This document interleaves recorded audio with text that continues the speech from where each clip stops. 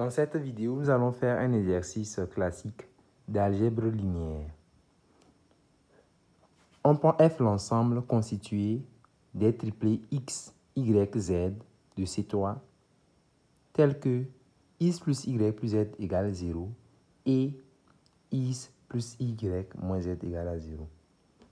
D'abord, c'est quoi F? Qu'est-ce que vous devez comprendre par là en fait? Vous devez comprendre que F, c'est d'abord un ensemble. Et un ensemble constitué de quoi? Quels sont les éléments de F? L'énoncé est clair, il dit que les éléments de F, ce sont les triplés de nombres complexes. Par exemple, les éléments de F sont du genre I1, 2 par exemple. Le triplé I1, 2 par exemple. Bon, c'est un élément de C3. Pour le moment, il n'est pas encore dans F. Mais juste pour que vous ayez une idée sur les éléments de F, je dis les éléments de F, ce sont des triplés de nombres complexes. Donc, c'est une liste de 3 nombres complexes. Donc, quand on prend un seul élément de F, cet élément-là, c'est une chose, en fait, qui est constituée, en fait, de 3 composantes. Est-ce que vous voyez ça? Donc, dorénavant, quand je prends un élément de F, vous devez comprendre que l'élément doit avoir à lui seul 3 composantes. Voilà. Une première composante, une deuxième composante et une troisième composante. Maintenant, l'énoncé dit que les éléments de F ne sont pas pris n'importe comment. Si vous prenez un triplé qui est dans F, la somme de ces... Voilà. La somme de tous ces composants doit donner 0. Quand vous prenez un élément de F. Donc, son X plus son Y plus son Z doit donner 0. Et on doit avoir X plus Y moins Z égale à 0. Voilà. Donc, F, c'est cet ensemble. L'énoncé dit de préciser que F, de montrer que F est un sous-espace vectoriel de C3. Comment est-ce que vous faites pour montrer que F est un sous-espace vectoriel de C3? Voilà, telle est la question. Donc, vous devez connaître la proposition du cours qui dit F est un sous-espace vectoriel de E lorsque quoi? Pour montrer que F est un sous-espace vectoriel de E. Comment est-ce que vous faites? Vous devez montrer d'abord que l'élément neutre de E est dans F. Et ensuite que F est stable par combinaison linéaire. Allons-y pas à pas. Ici, on veut montrer que F est un sous-espace vectoriel de C3. Donc, vous devez déjà, au premier point, montrer que l'élément neutre de C3 est dans F. C'est quoi l'élément neutre de C3? C'est juste le triplé 0, 0, 0. C'est ça qu'on appelle l'élément neutre de C3. Maintenant, comment est-ce que vous faites pour montrer qu'un élément est dans F? Les éléments de F sont caractérisés par deux égalités. Est-ce que vous voyez? Si vous voulez montrer, exemple, je vais essayer de vérifier si le triplé 1 moins 1, 0 est dans F. On va essayer de vérifier. S'il est dans F, il doit vérifier son X plus son Y plus son Z doit donner 0. Donc, ici, son X c'est 1, son Y c'est moins 1, son Z c'est... Donc, est-ce que X plus Y plus Z donne 0? 1 plus moins 1 plus 0, ça donne 0. Ok, mais ça ne veut pas encore dire que c'est dans F. Il faut que les deux conditions soient vérifiées. Il y a un et. Est-ce que vous voyez? Donc, je dois vérifier aussi la deuxième condition. Donc, son X c'est 1. Donc, on aura 1 moins I moins 0 égale à 0. Est-ce que 1 moins I moins 0 égale à 0? Non. Donc, le triplé que j'ai écrit là n'est pas dans F.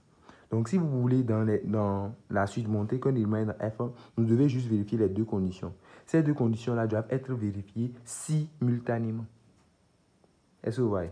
Donc, je vais vérifier que l'élément neutre de C3 est dans F. C'est simple.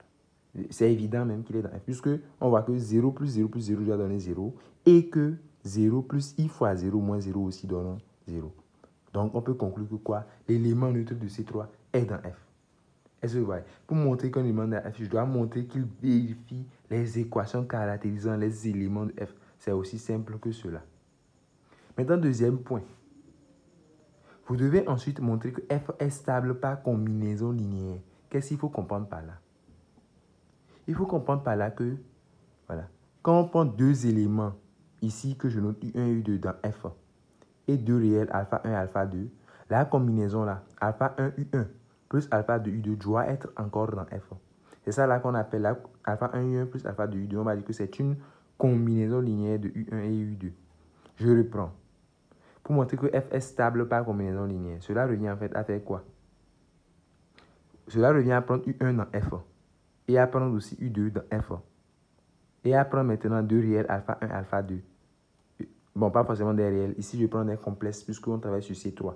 Je suppose que C3 est considéré comme un CSA vectoriel. Bon, revenons là-dessus. Je dis, j'ai pris U1, un élément de F, U2, un élément de F. Je dois aussi prendre alpha 1, alpha 2, deux éléments de C. Et ce que vous devez montrer, c'est que alpha 1, U1 plus alpha 2, U2 est dans F. Quand est-ce que le mathématicien en général utilise la notion de ensemble stable par quelque chose? Quand je prends l'ensemble des entiers naturels, je peux dire que c'est un ensemble qui est stable par quoi? Par addition, par exemple. Si je prends l'ensemble grand N, je peux dire qu'elle est stable par l'addition plus. Pour dire que quand vous faites la somme de deux entiers, quand vous faites l'addition de deux entiers, vous obtenez quoi? De deux entiers naturels, vous obtenez un entier naturel. Donc, le mathématicien pourra dire que l'ensemble des entiers naturels grand N est stable par l'addition usuelle plus. Par contre, c'est un ensemble qui n'est pas stable par exemple, quoi? Par soustraction, par exemple. Voyez? Quand vous faites la différence entre deux entiers naturels, vous n'obtenez pas forcément un entier naturel. Exemple, 1 moins 2 donne combien? Moins 1. Donc, l'ensemble des entiers naturels, N n'est pas stable par soustraction, par exemple. En fait, donc, quand le mathématicien parle de ensemble stable par quelque chose, il veut dire que quand vous, en quelque sorte, vous faites une opération, une certaine opération sur les éléments de l'ensemble, vous obtenez des éléments qui sont encore dans l'ensemble. Est-ce que vous voyez? Donc, il faut comprendre le fond de la chose. Donc, ici, quand je vais montrer que F est stable par combinaison linéaire, je vais vous montrer que quand je prends deux éléments de F là, leur combinaison linéaire là, n'importe quelle combinaison linéaire de ces deux éléments que j'ai pris est encore dans F. C'est ce dont il s'agit. Donc, je prends U1 et U2 des éléments de F. Mais je dis qu'un élément de F est caractérisé par trois composants. Donc, quand je prends U1 là, je prends directement U1 égale à X1, Y1, Z1. Ce n'est pas trois éléments que j'ai pris, c'est un seul élément. C'est un vecteur qui véhicule trois informations en même temps. Donc, U1, c'est un élément de F. U2, c'est un vecteur aussi qui a trois composantes. U2 aussi est un élément de F. Est-ce que vous voyez l'affaire? Voilà. Donc, nous devons montrer que alpha 1 U1 plus alpha 2 U2 appartient à F. Alpha 1 et alpha 2 étant un complexe. C'est ça l'objectif. Donc, calculons alpha 1 U1 plus alpha 2 U2. Ça fait alpha 1 fois ce vecteur plus alpha 2 fois l'autre vecteur. Donc, U1 c'est X1, Y1, Z1, U2 c'est bon. Bref.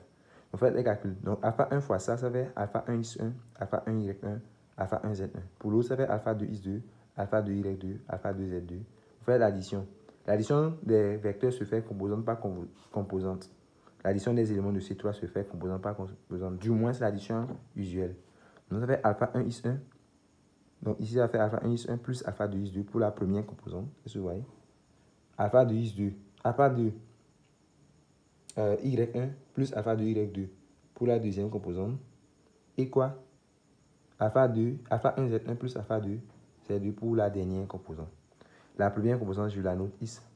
La seconde composante, je la note Y. La dernière composante, je la note Z. Voilà. Donc, on continue notre travail. Maintenant, je dis que, quel est mon objectif? C'est de montrer que alpha 1 plus alpha 2 est dans F. C'est ça notre objectif. Vous devez savoir maintenant, depuis très longtemps, depuis le 1, j'ai dit que pour montrer qu'un élément est dans F, il faut montrer qu'il vérifie les deux équations caractérisant F. Donc, pour montrer que le triplé grand X, grand Y, grand Z, qui n'est autre que alpha 1 plus alpha 2 U2 est dans F, je dois montrer dans un premier temps que grand X plus grand Y plus grand Z égale à 0. Et dans un second temps que grand X plus I fois grand Y moins grand Z doit donner 0. Donc, j'écris que d'une part, on a. Voilà, parce que le raisonnement se fera en deux temps. Donc, d'une part, je calcule grand X plus grand Y plus grand Z. Je calcule. Donc, grand X fait, bon, je mets l'expression de grand X plus grand Y plus grand Z. Maintenant, l'astuce face à ces genres d'exercices, en fait, c'est que vous mettez ensuite en facteur, les deux scalaires que vous avez pris. À savoir ici, j'ai pris quoi? Quels sont les deux scalaires qui sont pris ici? Je les ai nommés quoi? Alpha 1 et alpha 2. Alpha 1 et alpha 2 des complexes. Voilà. Donc, dans cette expression-là, je vais mettre alpha 1 en facteur. Donc, il y a alpha 1 où? Il y a alpha 1 ici. Il y a alpha 1 où? Il y a alpha 1 ici.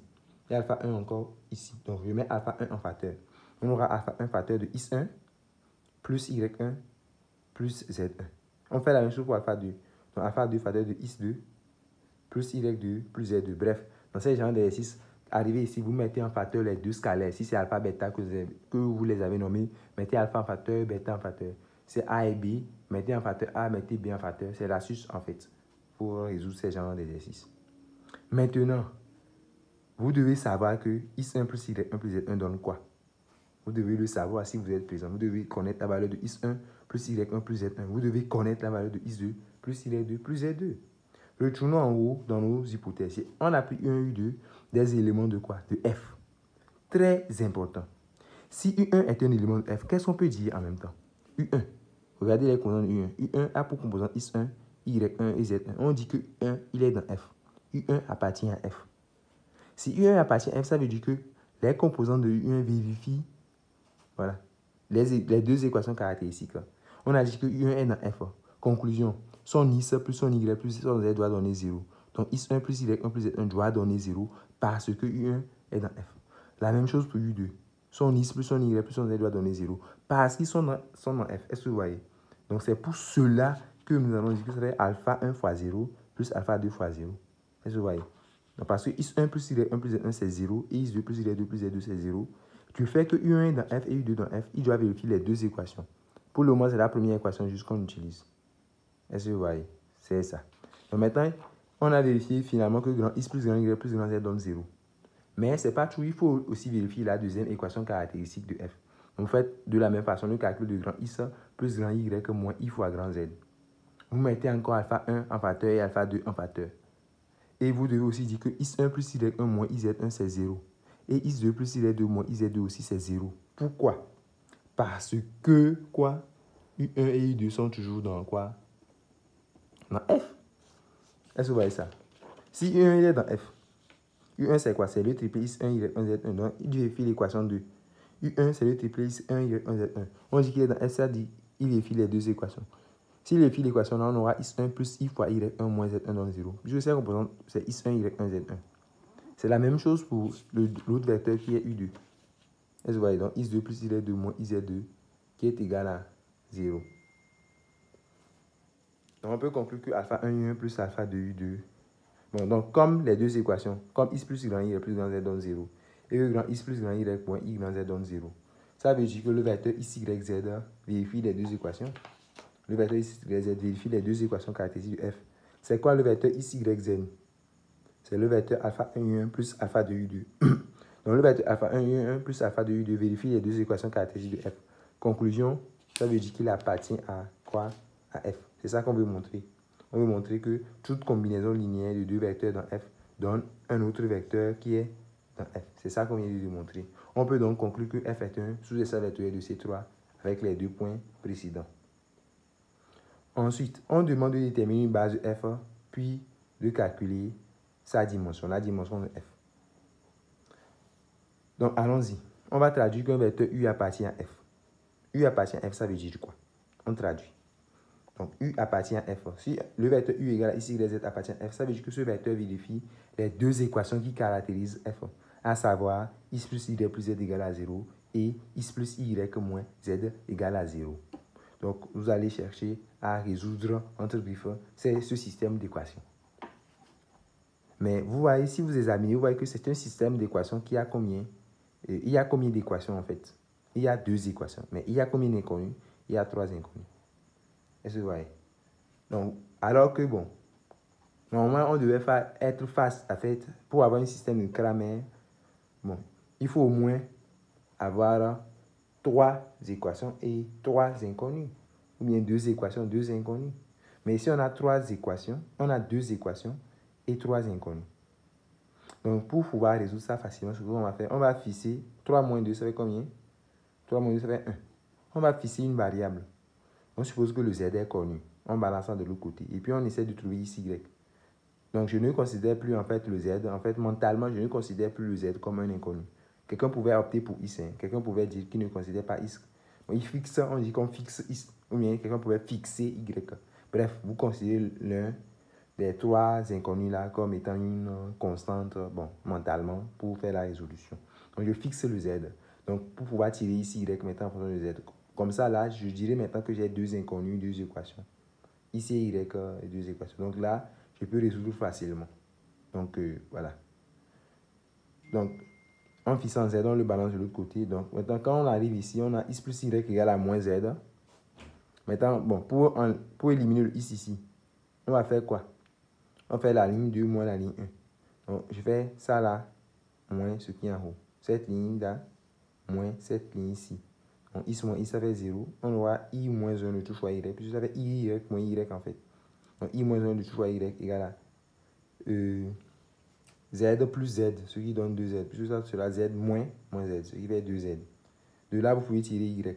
Si vous tirez y, bon, vous calculez, vous faites exception conjuguée. 2 sur i moins 1, vous allez faire une exception conjuguée après. Et puis, quand vous aurez trouvé y, vous allez remplacer au numérateur et tirer ici, qui fait quoi? Moins z moins la valeur de y. Est-ce que vous voyez ça? Donc, et puis, vous faites la résolution correspondante. Donc, vous tirez ici y en fonction de z. Maintenant, une fois que vous finissez de tirer ici y en fonction de z, vous revenez remplacer x et y dans le u. N'oubliez pas que u, c'était quoi? U, c'était x, y, z. Donc, une fois que la résolution est faite, je tire x et je remplace quoi? Donc, u, c'était x, y, z. Donc, je remplace u, c'est x. X, on a trouvé quoi? Moins facteur de i plus 2z, je mets dedans. Y, on a trouvé quoi? Moins i plus, je mets dedans. Et z, c'est z. Est-ce que vous voyez? Donc, vous faites remplacer ce que vous avez trouvé maintenant dans u. Une fois cela fait, vous faites une mise en facteur. Puisqu'il y a z, z, z. Donc, on peut mettre z en facteur. Donc, on voit que tous les vecteurs de f s'écrivent comme z fois cela. Le mathématicien écrit que u appartient à l'espace vectoriel engendré par le vecteur moins i moins 2, moins i moins 1, 1. C'est un vecteur, hein, ce n'est pas 3 vecteurs. C'est un vecteur qui possède 3 composantes complexes. Donc, en fait, le fait d'écrire que u égale à z, le fait d'écrire que u est collinéaire à moins i moins 2, bon, u est collinéaire à ce vecteur, que je note par exemple petit v. Voilà. Le mathématicien dit que u appartient à vecteur de v, pour dire espace vectoriel engendré par v. Donc, voilà. Et on dit, en langage mathématique, que la famille formée par le vecteur moins i, moins 2, moins i, moins 1, 1, est une famille qui engendre f. C'est une famille génératrice de f. Comme on voit que tous les vecteurs de f s'écrivent en fonction de ce vecteur-là, en fonction de ce seul vecteur, on m'a dit que ce seul vecteur-là engendre f. C'est ça qu'on écrit f égale à vecteur de ça, c'est sa signification. Maintenant, notre b, la famille formée de ce vecteur. Donc, alors B, c'est une famille génératrice de f, c'est ce que je disais. Maintenant, pour avoir une base par définition, voilà, quand on parle de base, on parle de famille qui est à la fois génératrice mais aussi libre. C'est-à-dire, allons-y terre à terre. En classe de seconde, vous avez parlé de base, par exemple. Et intuitivement, c'était quoi pour vous une base? Quand vous dites que IJ est une base, vous allez remarquer que I ne peut pas être collinéaire à J. Si IJ est une base, I ne peut pas être collinéaire à J. I et J sont indépendants. On va dire que I et J forment une famille qui est libre. Il n'y a pas de relation, de liaison entre I et J du genre, par exemple, I plus 3J égale à vecteur nul. Non. On ne peut pas avoir des trucs comme ça. Est-ce que vous voyez? Donc, quand on parle de base, il faut avoir une famille qui est d'abord libre. Bon, une famille libre et ensuite génératrice. Génératrice veut dire que tous les vecteurs peuvent s'exprimer en fonction de I et J. Quand vous êtes dans votre plan, quand vous prenez un vecteur du plan là, ce vecteur s'écrit toujours en fonction de I et J. Est-ce que vous voyez? Donc, en fait, la définition formelle de base, c'est qu'une base, c'est une famille qui est à la fois libre et génératrice de l'espace vectoriel considéré. Une famille qui est à la fois libre et génératrice. Déjà, le fait d'écrire f égale à vecteur de ça veut déjà dire que la famille B est une famille génératrice. Maintenant, comme c'est une famille qui a un seul vecteur, bon, pour vérifier sa liberté, en fait, on montre qu'une famille constituée d'un seul vecteur. Si ce vecteur est non nul, cette famille est libre. Donc, pour pouvoir justifier la liberté, là, il suffit d'écrire que le vecteur de la famille est non nul. Voilà, donc cette famille est également libre. Donc, c'est une famille qui est à la fois libre et génératrice, donc elle constitue une base de E. La dimension de f, comment est-ce que vous calculez la dimension de f? Vous prenez juste le nombre de vecteurs qu'il y a dans la base. Exemple, dans le plan, vous dites que vous êtes en dimension 2. Mais pourquoi est-ce que vous dites que vous êtes en dimension 2 quand vous êtes dans le plan? Parce que dans le plan, quand vous donnez une base là, c'est IJ par exemple. Et IJ là, il y a combien de vecteurs dedans? La base IJ, il y a 2 vecteurs. Si vous êtes dans l'espace, vous dites que vous êtes en dimension 3. Parce que là-bas, vous prenez IJK. Et il y a 3 vecteurs. Vous voyez. Donc ici, il faut comprendre que la dimension, par définition, la dimension d'un espace vectoriel fini, c'est le nombre d'éléments de l'une de ces bases. Donc ici, on a trouvé une base. On voit que dans cette base, il y a combien d'éléments? Il n'y a qu'un seul élément, ce n'est pas 3 éléments, c'est un seul vecteur, ça. Donc la dimension, c'est un vecteur qui a 3 composants. Donc la dimension de f, c'est le cardinal de la base. C'est le nombre d'éléments de la base, c'est-à-dire que ça fait 1.